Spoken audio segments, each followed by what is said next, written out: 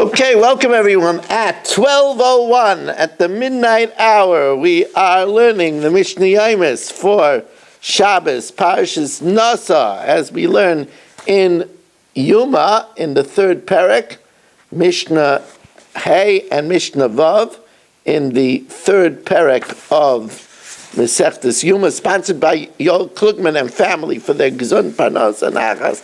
Sponsored by Nishma Sleiv Yitzchak Ben Meir, Yaakov Moshe Ben Zev, Refu Shalema, Felio Moshe Ben Chayesara, and also sponsored by the Fisher family, the Nishmas Basi Bas Robert Shlomo Ben Abraham Alevi, and Perel Bas Ruvain, that the Neshama should have an Aliyah. We thank you for joining us at the midnight hour, wherever you are watching us, all our Zoomers.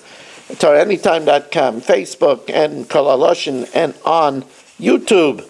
As the Mishnah tells us, K'toyres shel Shachar, the K'toyres, the incense of the morning on Yom Kippur, this is the regular daily incense, Hayakarva bein dom le'ivarm, was done in between the sprinkling of the blood of the Tamid and its smoking up of its limbs. The Rav points out that really wasn't that, it's not accurate, it was done in between the smoking, the sprinkling of blood, and cleaning out the lamp of the menorah. But it just means that it separated the avodah of the tamid, while shel bein harboyim, while in the afternoon tamid, the k'toyres was done bein ivarim, after the tamid was already smoked up and finished, l'nesachim, and the afternoon libation.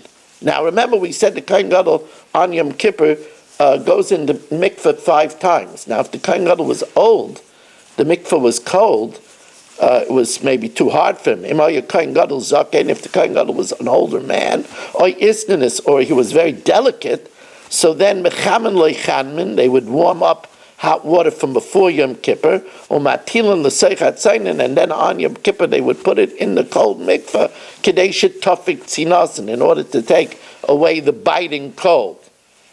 Then, now that he finished the tamid and the k'toyres and the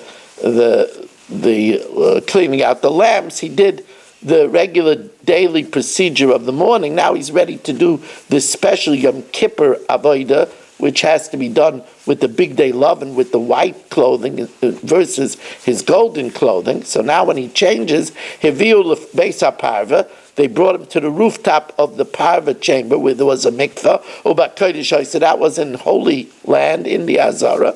In order to afford him privacy, Persu Sodin Shabutz, they spread out a sheet of linen, Beinoi LeBeina'am, between him and the people. Kidesh Yodav Raglov, he then sanctified his hands and his feet before he gets undressed, Ufashat, and then he undressed. Reb Meir he did it in the reverse. Fashat, he got undressed. Kidesh Yodav Raglov, he sanctified his hands and feet.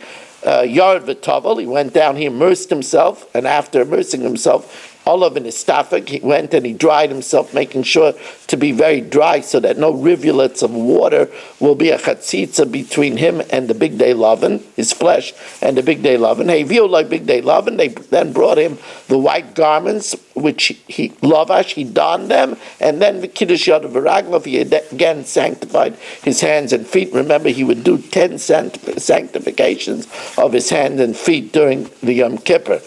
Again, we remind you that tomorrow night is an anomaly. We will not have a daf. We did 3 dafim tonight.